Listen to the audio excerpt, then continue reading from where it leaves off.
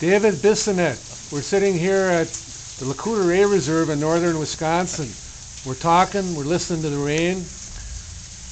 Why is it important to teach the language at LCO Community College? Well, I would say that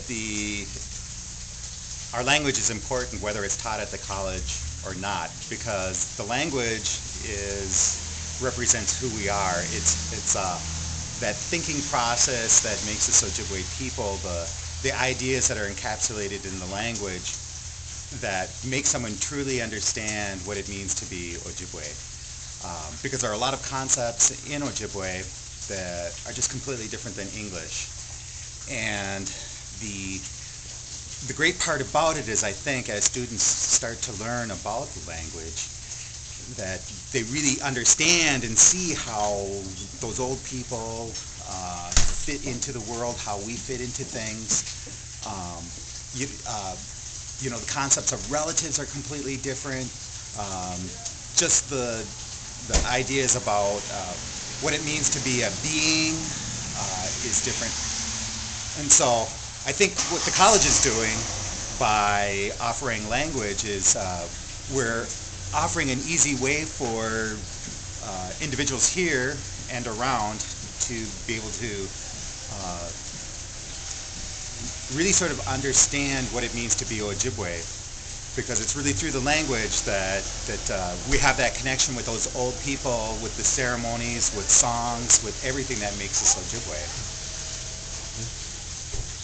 You were talking last night about Yeah. how the language sensitizes people to the earth. Expand on that, please. Oh, no. Expand on it. Okay, well, this is what I would say about, for me, because I think we always have to be careful about, I never try to represent myself as a spokesman for Ojibwa people or for all Ojibwa thought. But for me, what it did was it really made me realize that interconnectedness that we have with the other beings that exist, animals, trees, plants, because they're beings like we're beings, and that really comes through the language and just the types of the verbs that are used. And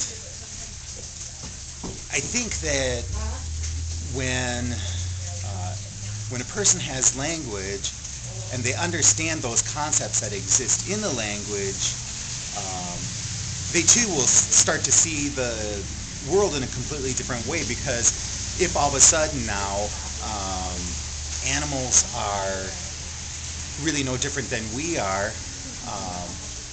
I think it helps a person to treat them in a way that hopefully they would treat other people, and hopefully they treat other people well themselves.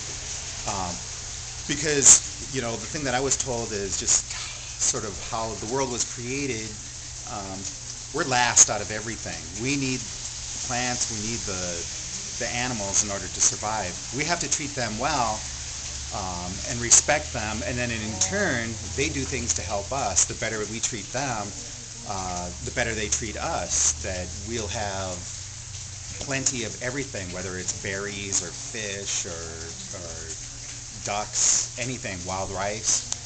That if we do the kinds of things that we're taught that we're supposed to do to show that we respect them, then they bless us. And I think that really comes through the language. It's really hard to sort of explain without, I guess, specific examples for a person to really understand the components of the language. But that's why they should take a class at the college.